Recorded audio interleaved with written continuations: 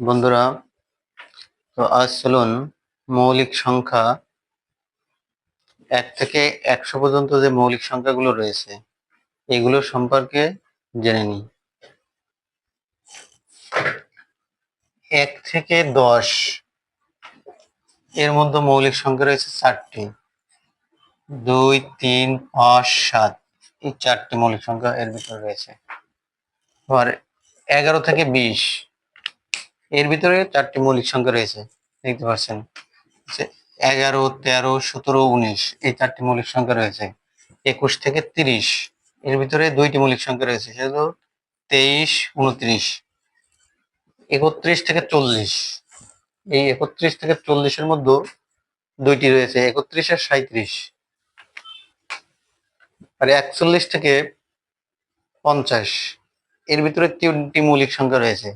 3টি মৌলিক সংখ্যা আছে 41, 43, 47। 51 থেকে 60 এর মধ্যে 2টি মৌলিক সংখ্যা রয়েছে, 53, 59।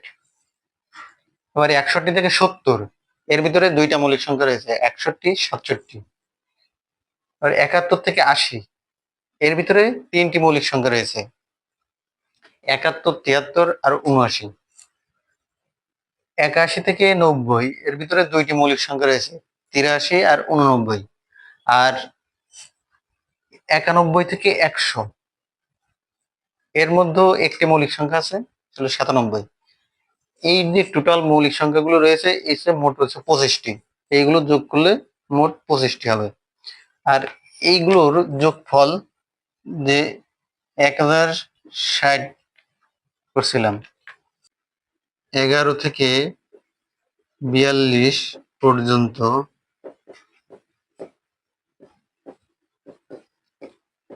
মৌলিক সংখ্যা কয়টি?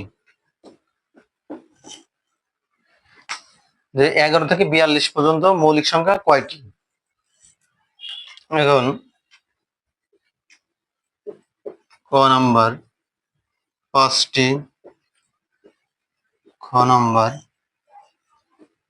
15টি, গ নাম্বার 9টি, ঘ নাম্বার 11টি। এখন এই মৌলিক সংখ্যা, যদি মৌলিক সংখ্যাগুলো আমাদের জানা না থাকে তাহলে কিন্তু এটা উত্তর করা একটু কঠিন হয়ে যাবে। এই জন্য মৌলিক সংখ্যাগুলো জানলে এই উত্তর করা কোনো বিষয় না। তো চলুন আমরা দেখে নিই কিভাবে। এখানে 1 থেকে না, 11 থেকে, তাহলে এই 4 আর 2 6, 6 আর 2 8। আর যেহেতু 42 বলছে তাহলে 41 এর পরে 42, তাহলে 41 আছে, তাহলে মোট 9টি। উত্তর হবে 9টি।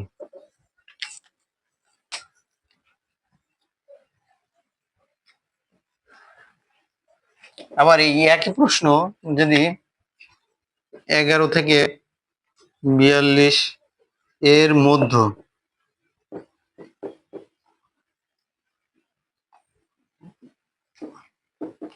কয়টি মৌলিক সংখ্যা আছে?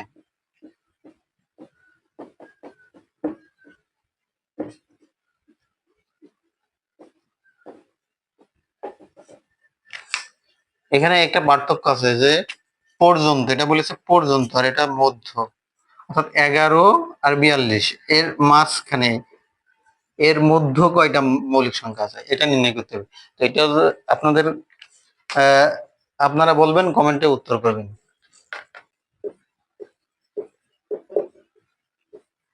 নিচের কোনটি মৌলিক সংখ্যা?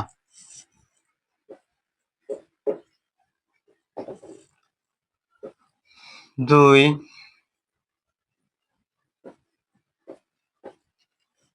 খ নম্বর 6, গ নম্বর 15, গ নম্বর 20। বলতেছে নিচের কোনটি মৌলিক সংখ্যা? আমাদের যদি জানা থাকে তাহলে 2 হচ্ছে সবচেয়ে ছোট মৌলিক সংখ্যা, এটা তো আমরা জানি যে 2 সবচেয়ে ছোট মৌলিক সংখ্যা। তো এইভাবে প্রশ্ন আসতে পারে। এছাড়া যেগুলো 100 প্লাস, মানে 100 প্লাস তাতে 100 থেকে যেগুলো বড় মৌলিক সংখ্যা সেগুলো আমরা চিনবো কিভাবে? চলুন দেখেন।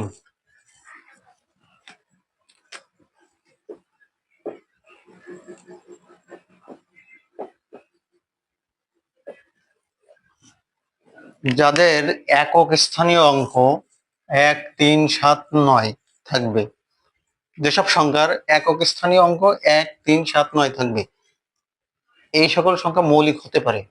যেমন 101, এই এই 1 আছে, এখানেও 1 আছে, একক স্থানীয় অঙ্ক, তাহলে সংখ্যাটা মৌলিক হতে পারে, মৌলিক সংখ্যা। 103, এই 3 আছে, এখানে 3 আছে, একক স্থানীয় অঙ্ক, এটা মৌলিক হতে পারে।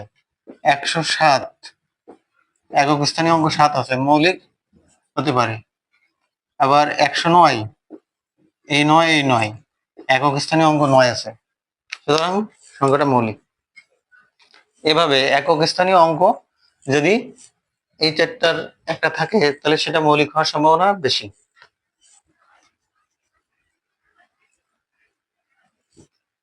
এছাড়া আরেকটা পদ্ধতি আছে,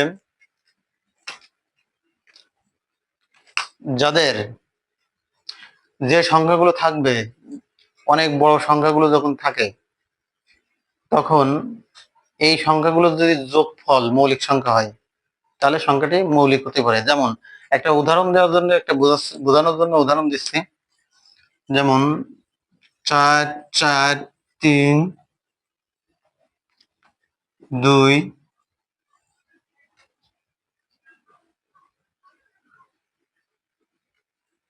4, অর্থাৎ আমরা জানি না, কিন্তু এইটা আমরা যোগ করব। 4 যোগ 4 যোগ 3 যোগ 2 যোগ 4, এইগুলোর যোগফল যদি মৌলিক সংখ্যা হয়, এইগুলোর যোগফল যদি মৌলিক সংখ্যা হয় তাহলে সংখ্যাটি মৌলিক হতে পারে।